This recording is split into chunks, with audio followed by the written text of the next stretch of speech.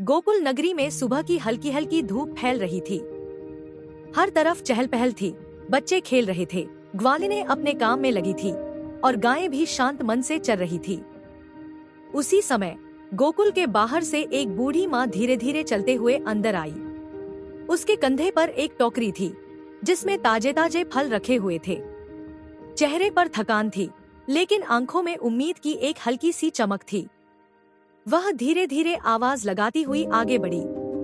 फल ले लो, मीठे मीठे फल ले लो। लेकिन जैसे ही लोग उसे देखते, मुंह फेर लेते। कोई पास नहीं आता, कोई फल नहीं खरीदता, क्योंकि समाज ने उसे अछूत मान लिया था। लोग उसे छूना भी पाप समझते थे। बूढ़ी माँ का दिल टूटने लगा। वह सोचने लगी, क्या मैं इतनी बुरी हूँ कि कोई मेरा फल भी नहीं लेना चाहता? थोड़ी देर बाद थककर वह एक पेड़ के नीचे बैठ गई। आंखों में आंसू आ गए, लेकिन फिर भी उसने हार नहीं मानी। उधर नटखट बालक कान्हा अपने सखाओं के साथ खेल रहे थे। अचानक उनके कानों में उस बूढ़ी माँ की आवाज पड़ी। कान्हा ने सखाओं से कहा, चलो देखते हैं कौन है जो इतनी उदासी में फल बेच रहा है। वे दौड़ते हुए उसके पास पहुँचे और प्यार से बोले, माँ, तुम इतनी उदास क्यों हो? बूढ़ी माँ ने कान्हा को देखा। उसकी आंखों में ममता उमड़ पड़ी। वह बोली, बेटा, मैं फल बेचने आई हूँ, लेकिन कोई मुझसे फल नहीं खरीदता। सब मुझे अछूत समझते हैं। यह सुनकर कान्हा मुस्कुरा दिए। उन्होंने बिना कुछ सोचे उसके पास बैठते हुए कहा, माँ, मुझे तो बहुत भूख लगी है, क्या तुम मुझे अपने फल दोगी? बूढ़ी माँ घबरा गई। नहीं नहीं बेटा, तुम मुझे छू नहीं सकते, लोग क्या कहेंगे?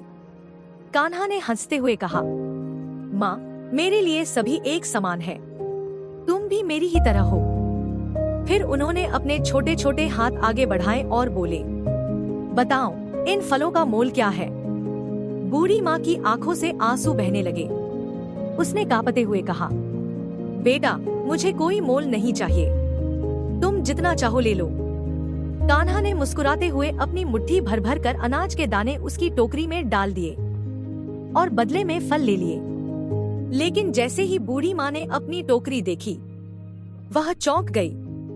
उसकी टोकरी में अनाज की जगह हीरे मोती चमक रहे थे। वह समझ गई, यह कोई साधारण बालक नहीं, यह तो स्वयं भगवान है। वह भावुक होकर कान्हा के चरणों में गिर पड़ी। प्रभु, आपने मुझे सम्मान दिया, मेरे जीवन का सबसे बड़ा उपहार यही है। कान्हा ने उसे उठाया और मुस्कुराते हुए कहा, माँ, सच्चा प्रेम और सम्मान सबसे बड़ा धन होता है। जो सबको बराबर समझता है, वही सच्चा इंसान होता है।